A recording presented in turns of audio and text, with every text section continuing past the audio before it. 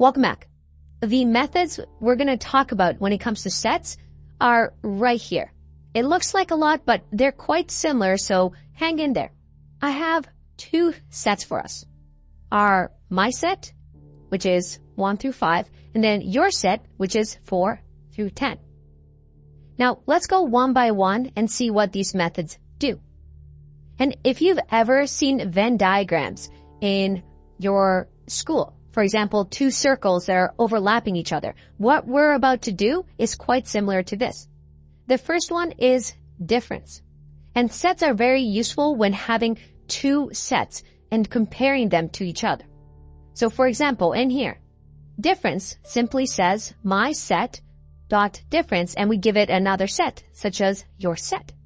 If I print this right here and I click run, I get 1, 2, 3. It's going to find the difference of the first my set with your set.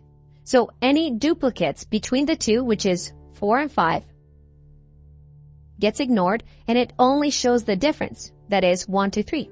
What's different between my set and your set when viewed from my set? Well, your set doesn't have 1, 2, 3. What about the next one? Discard. Again, if we do my set dot discard, it says it removes an element from a set if it is a member. So here we can say discard 5.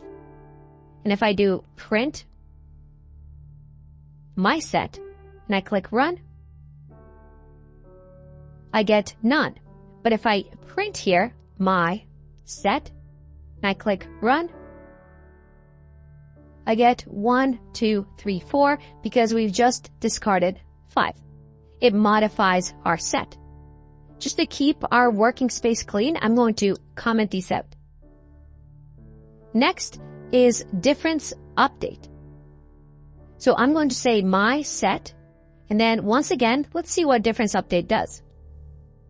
Remove all elements of another set from this set. So if I do your set here, and once again, I do print, and I click run, I get none because it just modifies my set. So remember, we just have to have our print, my set, and now this my set is updated with just 1, 2, and 3 because we're updating it so that the differences are removed. So 4 and 5 are removed. Unlike difference, where it just told you the difference without changing. Again, if we go back here and simply do my set, and I click run, you see that my set here was not modified right here, but then my set bottom was modified because of difference update. Alright, a few more to go. Intersection. And this one, once again, my set. And in here, once again, let's read what it does. It just has intersection with something else. Well, let's find out. If I do your set here, and I do print, and I run this, it's going to give me 4, 5, because that's the intersection, the two common things that my set and your set has. What about is disjoint?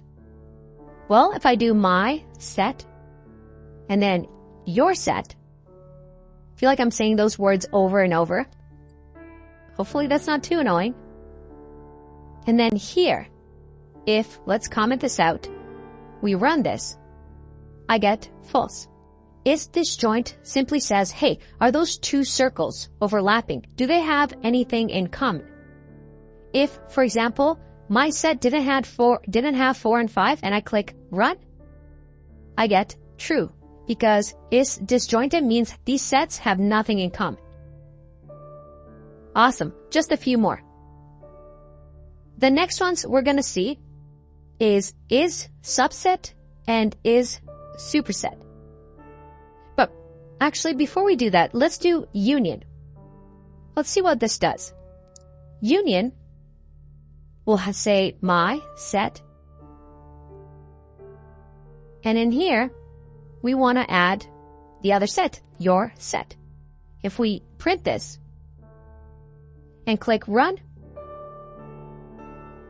I get 1, 2, 3, 4, 5, 6, 7, 8, 9, 10. What did that just do? Well, Union just united these sets together, but removed any duplicates. That's kind of nice. And as you can see, it created a new set for us. It returned a new set. By the way, there's actually a shorthand that you can do here in Python, which is the shift and then the key above your enter, which is right here, this straight line. So shift and then the backslash, but if you press shift, you'll get this little straight line. If you print this, well, remove the brackets here. Let's run again. And you see that works as well. And by the way, this also exists for intersection. Again, you don't see it that often, but with intersection, you can do the same thing where you just do the end. And if you do that, it gives you the intersection of my set and your set.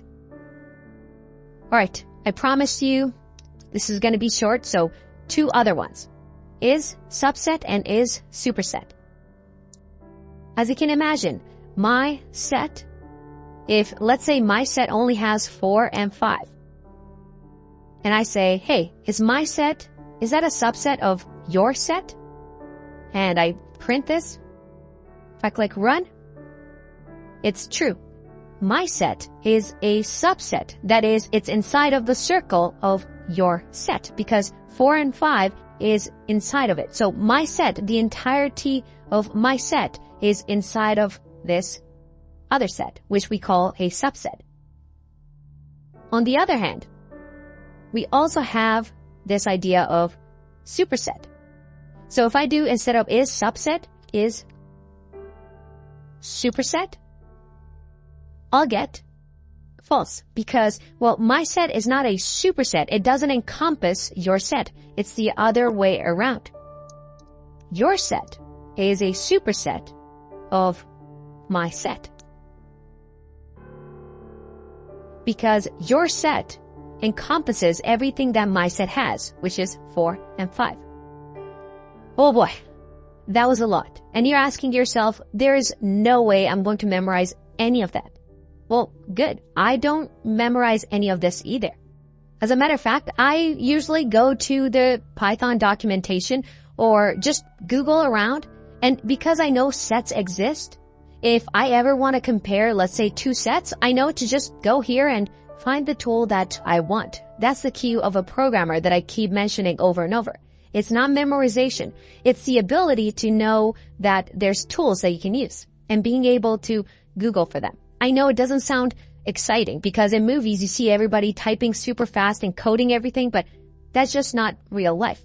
In real life, you just Google around, find solutions because by now you know what sets are, you know what sets can do, so that you can Google for methods that are appropriate to your problem.